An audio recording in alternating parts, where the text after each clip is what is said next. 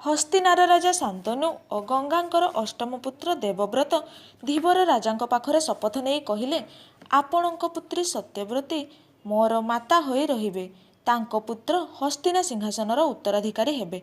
मु आजीवन ब्रह्मचारी होई रहिबी, एहा मोर भीष्म प्रतिज्ञा अटे। सेही दिनठारु देवव्रत भीष्म नामरे परिचित हेले। पिता शांतनु पुत्रर एपरी कार्य देखि तांकु इच्छा मृत्युर बर प्रदान कले। राजा शांतनु धीवर कन्या सत्यवती को विवाह कले। तांकर चित्रांगद और विचित्र बीर्ज नामरे दुईटी पुत्र जन्म नेले।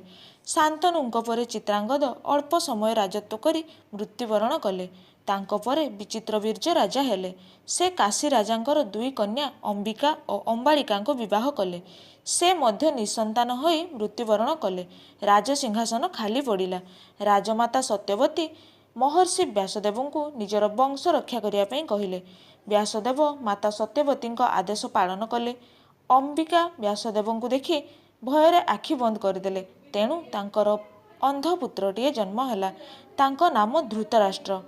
अंबालिका मध्य व्यासदेव को देखि डरीगले। तांको देह पांडुर वर्ण होईगला। तेणु तांको करुणारु जेउ पुत्र हैला तांको नाम दियागला पांडु। नाती दुईटर अवस्था देखि राजमाता दुखित होई पुनश्च अंबिका आउ गोटे पुत्र देवांकु व्यासंकु कहिले। अंबिका भୟରେ व्यासंक पाखकु न जाई तांको दासींकु पठाइले। तांको आशीर्वादरु दासीर सुंदर पुत्रटीए हैला। तांको नाम विदुर।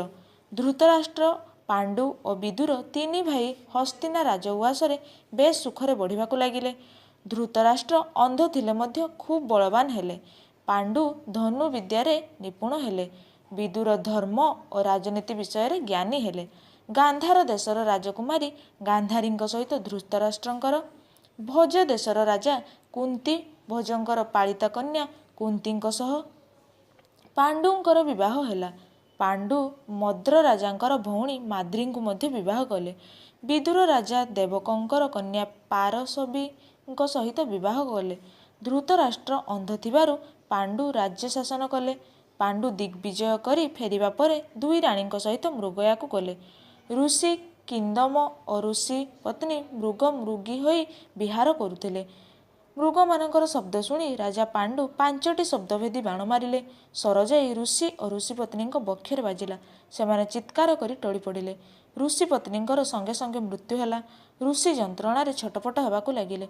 मणिशंकर स्वर शुणी राजा पांडु सेठारे पहुंची ऋषि को क्षमा मागिले।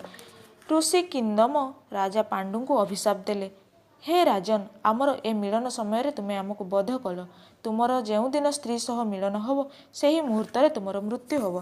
तापरे ऋषिंकर प्राणवायु उड़ीगला। राजा पांडु ऋषिंकर अभिशाप पाई दुखरे भांगी पड़िले। से समस्त कथा भीष्म को कही बानप्रस्थ हेबाकु वन को चलीगले।